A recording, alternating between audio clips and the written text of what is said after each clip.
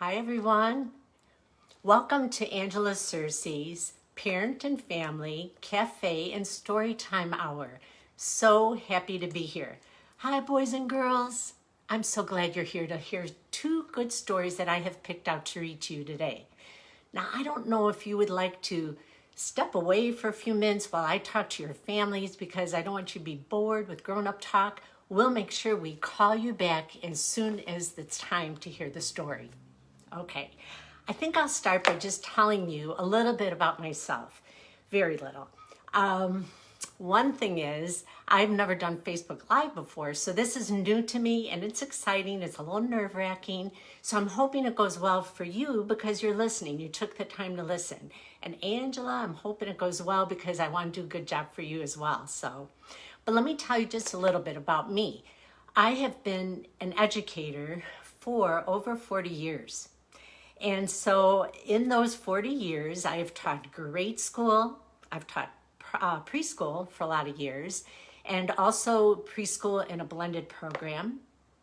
And I have taught adults who wanted to either get their bachelor's degree or their master's degree in early childhood education. So that has been wonderful in my life. And also currently, and really for many years, I do professional development. So I do trainings and I do them for teachers, I do them for parents, and I get to coach and mentor. So I go in classrooms, and a bonus with that is I actually get to play with kids sometimes. And so that's really good. So now on a personal note, my husband and I have 2 grown children and we have 4 grandchildren. Ages 11, just turning 11 this week, a few days ago, 8 years old, 3 years old, and 20 months. And they know, and I have to say, probably everybody who knows me well knows how much I love and value books, children's books, love them. And I think there's so many benefits to them. So I'm gonna go back first and talk about what I heard on Angela's Facebook Live a couple weeks ago and again, as well as last week. So she talked about the 5 P's when you're reading, because she values books just like I do. And those 5 P's, let me go very quickly through them, and then I'm going to add 2. So the first P was physical, and I think the reason behind it for me is that we want children to move because we know that's how they learn. They learn when they move. And that includes when you're reading to them and when that's how the brain works. So it's really good to get some movement in there. The second one with pausing is equally important because you're in that moment with the child.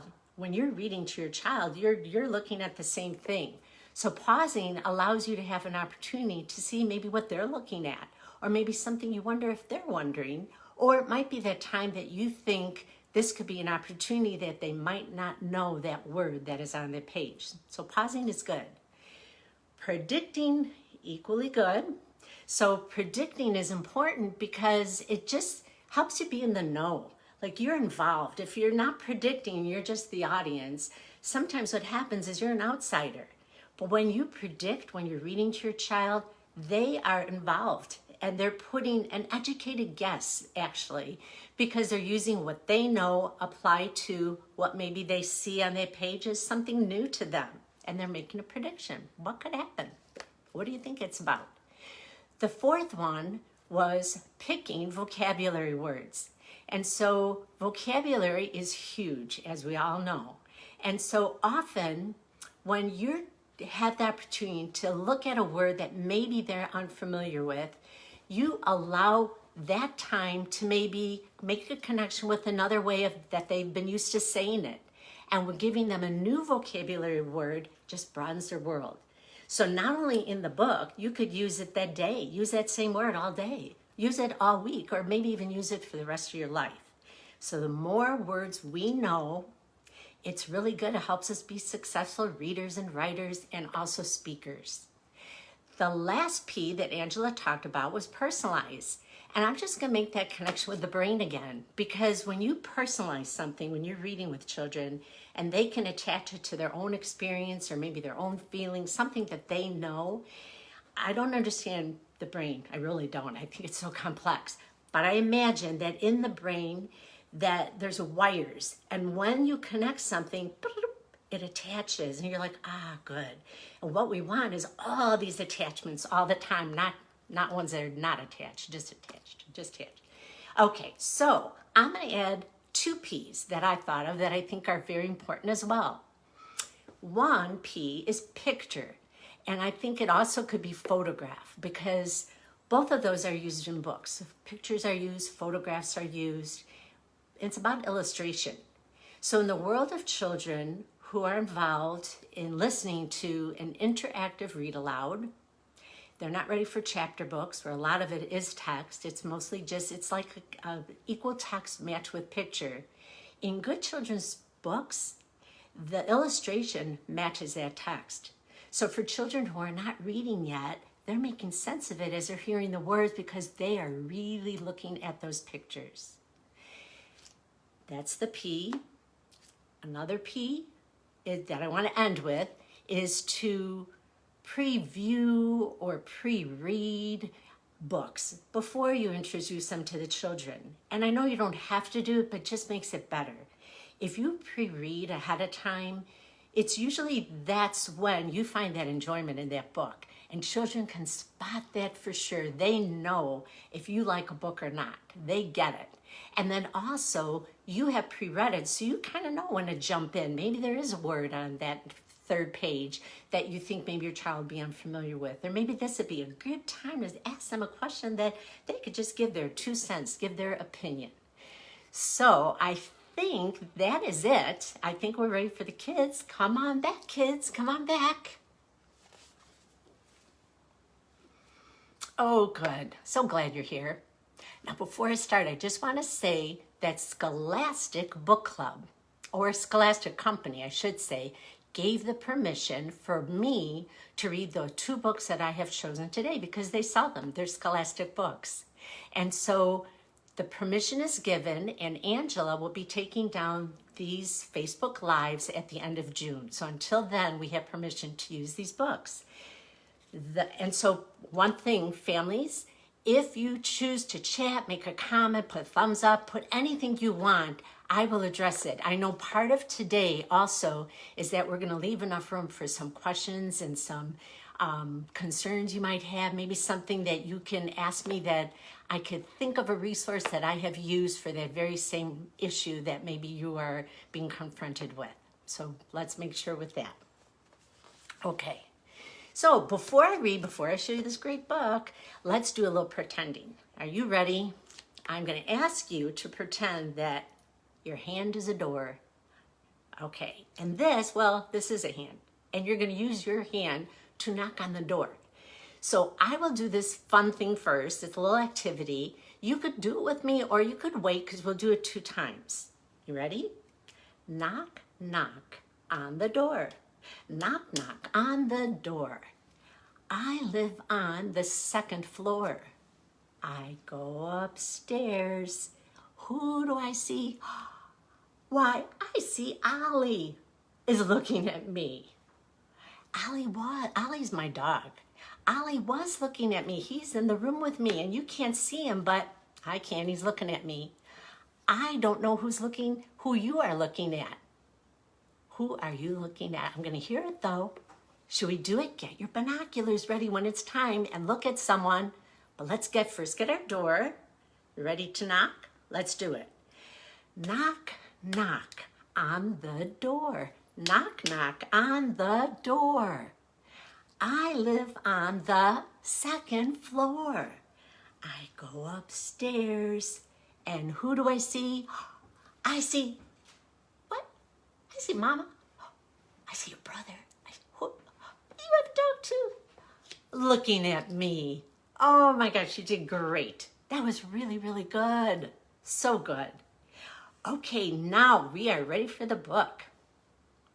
I picked one I love because I like to read books that I love because I get as excited as you. This book is called Spunky Little Monkey. Do you know what this book is about? Any guesses? Anybody thinking what you think it could be about? I have to tell you, I read this the other day to someone, just like I'm reading to you with like a camera. It's called virtual. I did it to practice, and I did it with someone who was so smart. She was 3 years old, and she thought this book was about bananas. And I said, you know what? That was a really good answer, because we know monkeys like bananas. That was a really good one. Well, I'm going to give you a hint. Spunky could be part of this book. And if you're spunky, you are lively. You're kind of like cheerful, and moving. And so it's called Spunky Little Monkey. Now, Bill Martin Jr. and Michael Sampson, they are the authors. They wrote the book. They wrote the words. And down here it says it's illustrated by Brian One. Now, I'm going to show you a trick. When I read, I'm going to pull out this cover. Ooh, there it goes. Because it just makes it easier when I'm turning the pages. Sometimes it just gets in the way. Look at those beautiful end papers. This book has beautiful circles. It's kind of like bubbles. Here's our title page. All righty, ready? I'm going to read a little bit weird so I can make sure you see the pages. I'm looking down, I think. Sleepy little monkey, oh boy, won't get out of bed. That's unlike him. Ever have a day like that? Yeah. Mama called the doctor. She was worried. And the doctor said, apple juice, orange juice, gooseberry pies. Why, monkey needs some exercise. Rutabaga, sis, boom, ba. I love saying that. You want to say that with me? Rutabaga, sis, boom, ba. That sounded good. Whoa, pop up, monkey. Rah, rah, rah.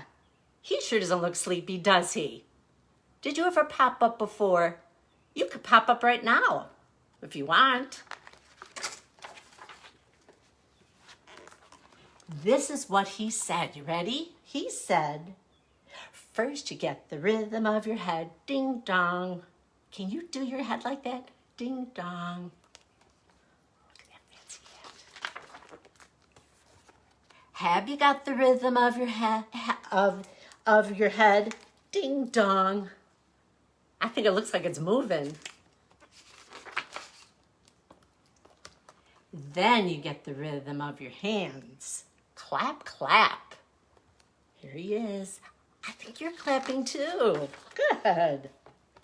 Have you got the rhythm of your hands? Clap, clap. Look at this. Look at. He can clap high or low. He could do whatever he wants, just like you. And then you get the rhythm of your feet. Stomp, stomp. I think he's in a puddle. That looks like fun, doesn't it? Splashing. Have you got the rhythm of your feet? Stomp, stomp. Whoa, we even got bigger stomps. Can you do a stomp? Stomp, stomp. Whoa, I think my house vibrated. That was really loud. Wow, you guys are great. And then you get the rhythm of your hips. Shake, shake. Look at that. He's got even some shakers with him. Have you got the rhythm of your hips? Shake, shake. Let's shake. Ooh, shaking feels good. Now, put them all together. You'll be feeling much better. Let's do it. You ready? Ding dong. Clap, clap. Stomp, stomp. Shake, shake. Well, do them backwards, nice and quick. You'll feel perky. That's the trick. Perky, I bet you're going to feel really lively if you're perky. You'll be having so much fun. Okay, you ready? Let's do it like we're perky. Shake, shake. Stomp, stomp. Clap, clap. Ding dong. Rutabaga, sis, boom, ba. Monkey, monkey, rah, rah, rah. Should we do that one again? Let's do it together. Rutabaga, sis, boom, ba. Monkey, monkey, rah, rah, rah. Well, spunky little monkey, now he's ready for the day. Come on, monkey, let's go play. Oh, this was so good. I love this book. can I show you something? Remember I showed you about like end pages and all that? They're really pretty in a lot of books. But now I want to show you something, and it's called Back Matter. And I'm just going to tell you that Michael Sampson, one of the authors, in this page here, sometimes grown-ups like Back Matter because they learn from it. I know I do. I really learned from Back Matter. This little message said, Michael Sampson said, he said, we all like to exercise. We like to move, especially children like to move. But he said that if you read books, you are exercising your mind. I never thought of that before. I thought that was really good information. If you like this book, put a thumbs up. I know I do. Makes me feel happy. So before I talk to your moms and dads or whoever you are with, your families, I thought it might be fun to do something about monkeys. And I'm wondering, do you know any kind of like little finger plays? I was thinking like 5 little monkeys jumping on the bed. Do you know? I bet you know that one. Well, do you know the one 5 little monkeys swinging in the tree? Do you know that? I thought we'd do that just because. Okay, putting this down. Are you ready? Now, you don't have to use stuff like this. You just don't. You could use your fingers. Let's make sure you have 5 fingers though. 1, 2, 3, 4, 5. Well, and if not, just add some from the other hand. Make up 5. Okay, you ready? 5 little monkeys were swinging in a tree. Look at those are his tails. But they were teasing Mr. Alligator. You can't catch me, you can't catch me. Hey, wait a minute, that sounded snotty. That was pretty sassy, that was snotty. Well, it's okay, I'm giving you permission. You want to sound really snotty. You ready? Be sassy. Have an attitude. You ready? You can't catch me, you can't catch me. He's tricky though. Along came Mr. Alligator, as quiet as could be. Snatched that monkey right out of a tree. What's left? There used to be 5. They matched our fingers. Well, let's count them. 1, 2, 3, and 4. Got 4 fingers up. Get your alligator ready. 4 little monkeys were swinging in a tree. Teasing Mr. Alligator. You can't catch me, you can't catch me. But along came Mr. Alligator, as quiet as could be, and he snatched that monkey right out of his tree. What? 1, 2, 3. He was quick. And there's less fingers. 1, 2, 3. Let's do it again. 3 little monkeys were swinging in a tree, teasing Mr. Alligator. You can't catch me, you can't catch me. I'm really sounding snotty. But along came Mr. Alligator, as quiet as could be, and he snatched that monkey right out of his tree. Whew, oh my gosh. 1, 2.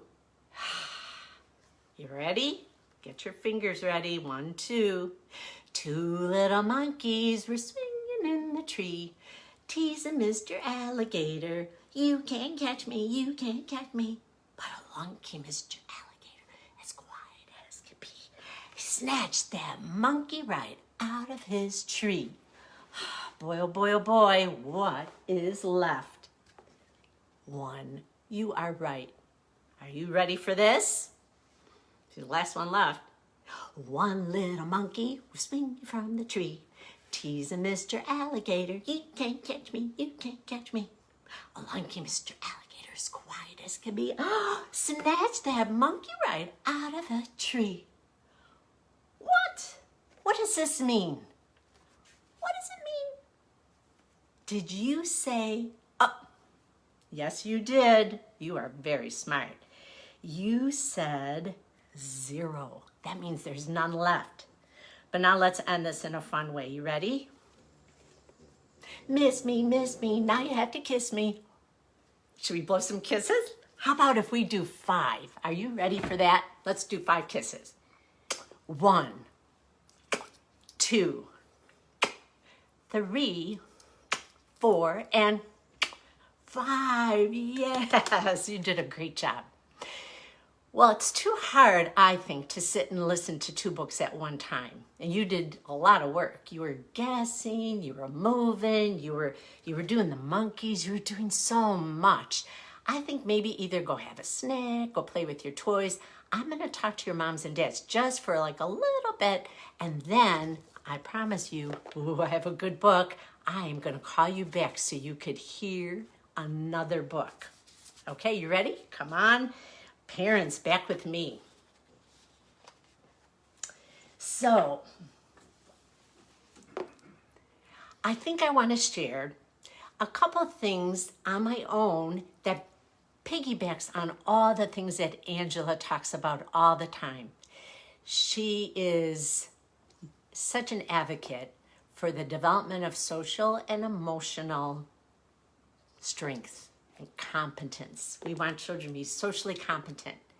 So what I thought I would do while the kids are having a little snack before we read is I thought that I would just talk about all books, that just develop, they increase social and emotional development. And I want to tell you that there are books out there. In fact, I can see behind me one that is Wimberly Worried. That's about somebody who maybe has something that they're worried about and you're not sure how to address that issue. So you go to a book because that's a perfect way to do it.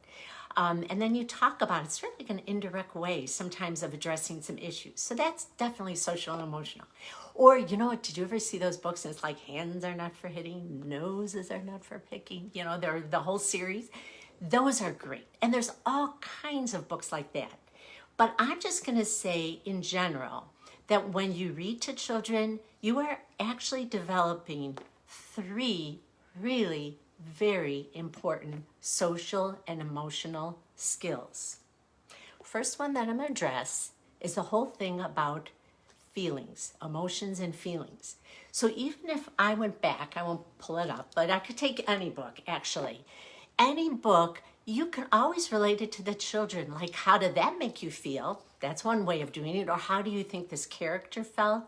And maybe if the character did something, you could say, is there anything else that you could do? Or what happens when you feel that way? What are some of the things that you can do? So books really indirectly can address lots of issues. I'm going to go backwards from social emotional, and I'm just going to say a couple of things that Angela said about the book she read when she did, here it is, actually, Giraffes Can't Dance. Like she said, it's not like there's counting in here. There really isn't. But math can be embedded in it because you could just talk about taking steps and how many, just like Spunky Little Monkey. Like, what were some of the things that he did? Oh my gosh, he went ding dong with his head. That's one thing. He did clap clap with his hands. That's 2. Indirect. So books address all domains of learning, like math. You could have science. You could have the arts, just the arts, the patterns in the books and the illustrations. There's goes on and on. But I honestly think social and emotional development is really the heart of someone who is successful in life. We want them to be successful.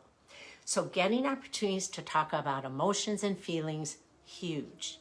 Another one is that when we went to those P's and we talked about predicting, I'm just going to say a social and emotional value of predicting, not just the cognitive piece of being a good thinker.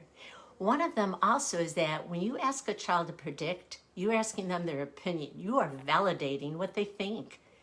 You're giving them opportunities to be actually like a risk taker. And we want people to be risk takers. We don't want them to feel like, maybe I shouldn't say that because I might be wrong. So when you even do predictions, there's no right or wrong, really. It's just kind of like what your perspective was when you thought about it, and it makes sense. Just like the whole thing with Spunky Monkey on the cover, when we thought maybe that book was about bananas, that was actually a really good prediction because the connection was that monkeys, we see them at the zoo. They love peeling those bananas and eating them. So prediction was another. My third one that I wanted to talk about and just to mention that I think is absolutely huge is that books that are read, especially over and over, and that's when good books can be read over and over and over again. You don't get really tired of them. They have like layers to them. You can see different things in them. One of the things is it gives children a sense of security. It's almost, you could say the word like predictability, actually. You know, they know what's going to happen. They know what happens in the beginning, the middle, and the end of a book. They know that when they get to the very end, this is how it ends. This is it. On this paper, in this book, with these words. And so you know that because often you might be like really tired. You'd be like, let's skip a couple of pages. And don't they know?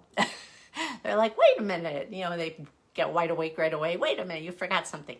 Well, just to bring it to this time right now, because we are all like stay at home, quarantine, all that kind of thing, there's a lot of uncertainty.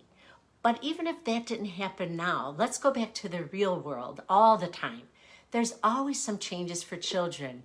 And the one thing, or one of the things I should say, one of the things that maybe we don't often think about is that books give us comfort because it gives us a sense of security. We know the ending. We know what to expect. Where sometimes when we don't know what to expect, it throws us off. So I hope that makes sense. But now I think what's really important is we're going to say, come on back, kids. Come on back. Oh, good.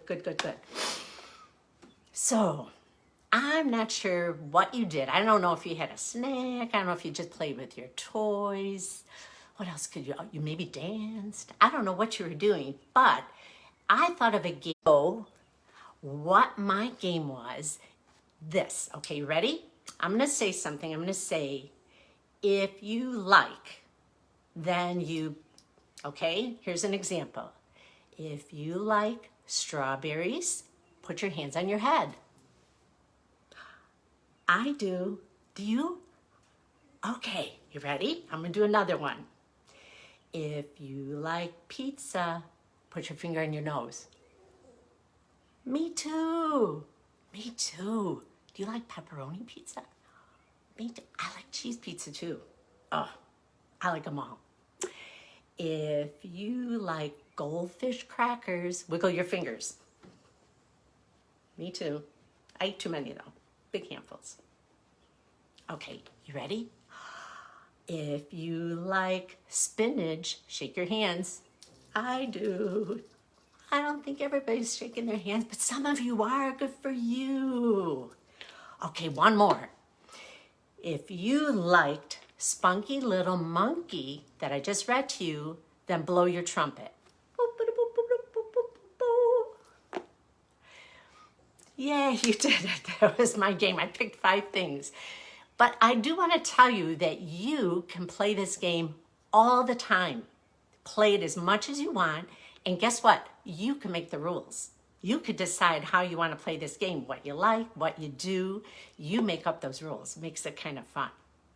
Okay, so I think I am ready for the second book. And I'm picking a book that is my favorite. I've had this book now for a while. And this book is one that I really, really like for lots of reasons. And I don't know, maybe because I've had it for a while. You maybe have seen this before. It's not like brand new. Did you ever see this one called Do You Know Which Ones Will Grow? Did you ever see it? Can you guess what this is about? You know, I think I heard someone say clothes, and that would be such a smart answer because you're thinking maybe it's about clothes, animals. Yeah, that's a good guess. That's a really good, it's a prediction. You're really using your mind when you're thinking about it. Those are not wild guesses at all. Wait a minute. This is what I heard. I heard this answer, and I just have a feeling that somebody heard this book before when they said it. They said this book is about comparing. And you know what? It is. It is about comparing. It is about comparing things that grow and things that do not grow. And this is by Susan Shea and Tom Slaughter, the author and the illustrator. And this is such a good, good book. Let me show you these end papers. Whoa, I passed them. Stripes, like a rainbow. I think it's beautiful.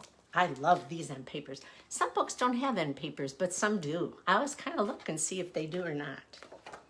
Here's our title page. Okay, now I'm going to put you to work again, but this book will kind of explain it. If you look around, you'll see that some things grow like you and me.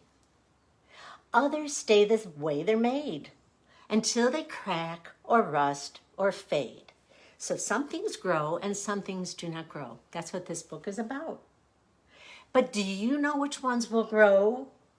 Think, and then you're going to answer yes or no. So guess what? You get to pick how you say yes or no. So some of you who are listening are more sweet and quiet, and you might go like this, yes. Or you might say, no. And that's good. That's the way you should be. That's comfortable. Then there might be someone out there that says, yes, or no. And that's okay too, because that feels good. Or maybe you're in between. So you decide how you want to answer. You ready? Oh, this is such a good one. If a duckling grows and becomes a duck, so here's our duckling, becomes a duck, can a car grow and become a truck? What?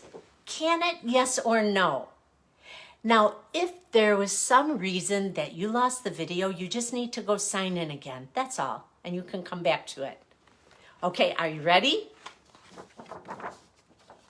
What'd you say? Oh, you did say no. Some of you said no. You're right. I'm just going to mention one more thing here. Look at duck rhymes with truck. So it's also a rhyming book. It's really fun. That's why I love this book. And you were right. Ducks grow, trucks don't. Okay, you ready? I know you're smart. Let's do it. If a cup grows and becomes a bear, whoa, can a stool grow and become a chair? Can it? Do stools grow and become chairs? No. You're right.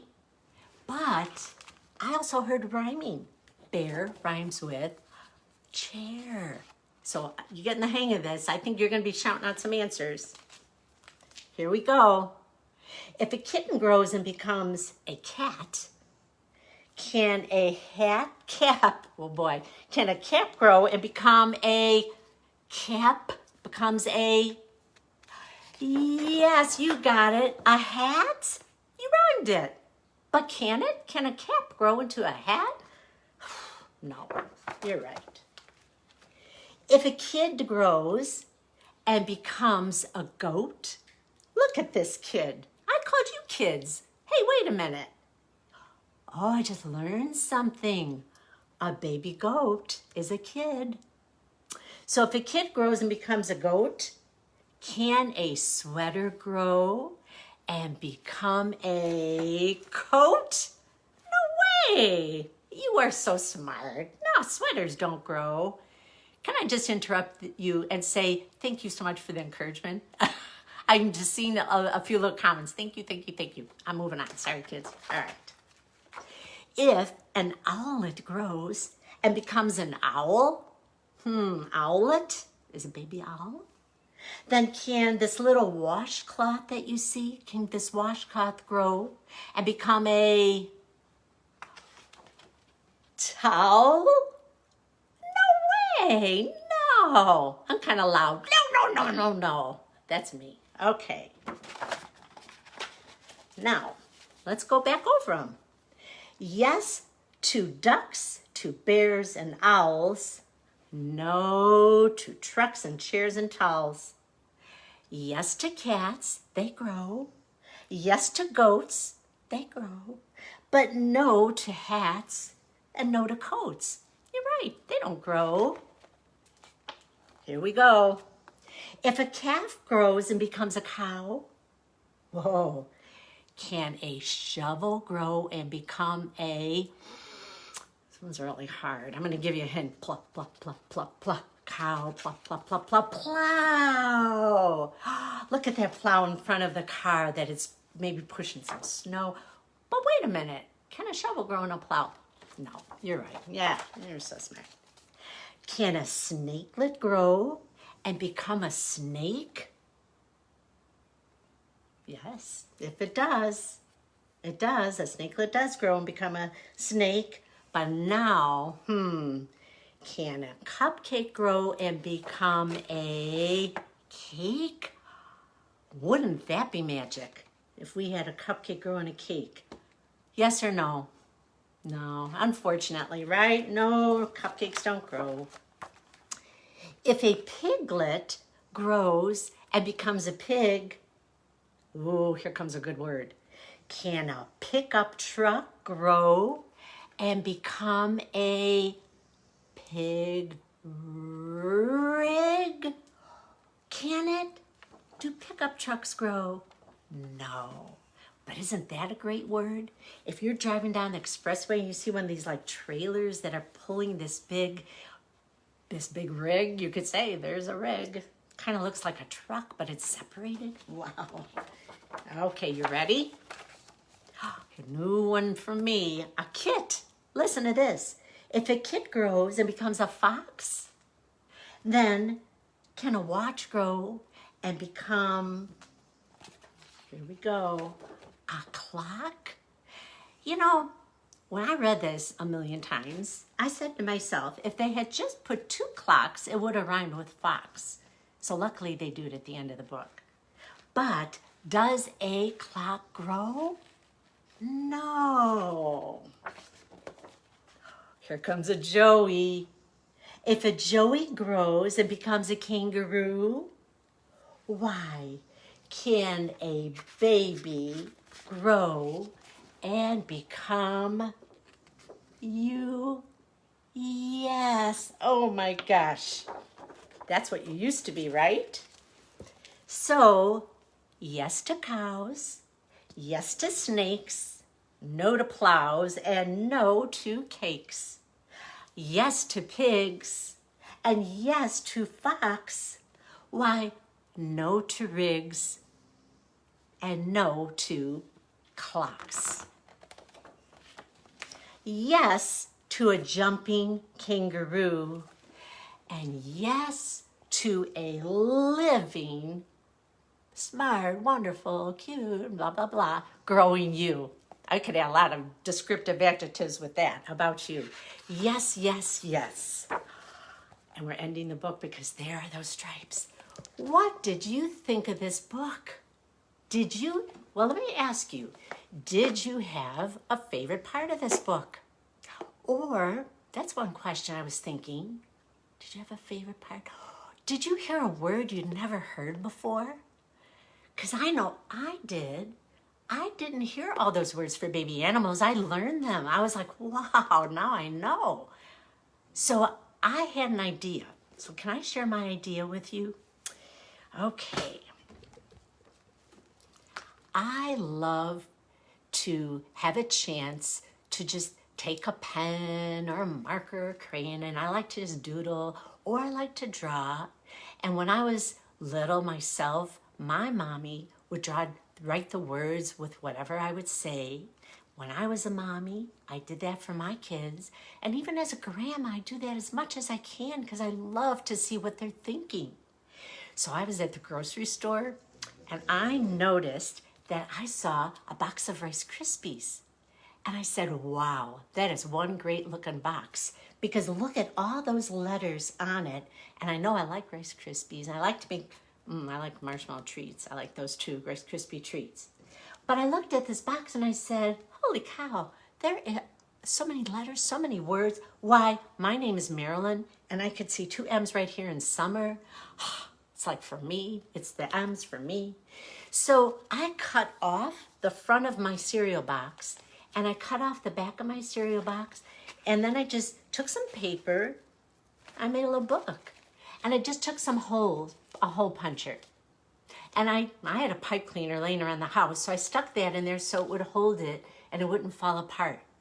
And I said, this makes one good book. Because I could draw maybe my favorite part of a book, or I could make anything I want, maybe my name, I don't know. Then because I was still in the store and I saw that, I also saw something that I know my two little granddaughters love, Frozen. They love Frozen. And here is, you know him, yeah, you know Olaf, you know Anna, you know Elsa. Well, these are fruit snacks. And I thought, you know what? These are delicious. But I made it into another book. Same thing. And so I don't have to buy books. I kind of make them. And a lot of times I find paper that's recycled because I make so many mistakes. I'm going to throw it away. I'm like, no, wait, save it. I can make a book. Well, I have this friend who's little. She's 3, and her mom is really smart. She said to me, what I do, remember how I took my book jacket off of my book? And I took it off. I said, it gets in my way. She took the book jacket off of her book, and I did the same thing. This is not her book. This is mine. This one's a really good book, too. This is called Llama Llama Misses Mama. Well, I took that book jacket that often like gets torn and ripped and all that, and I did the same exact thing. I made it into a book. There are so many ways that you could be an author. You could be an author and an illustrator. You are.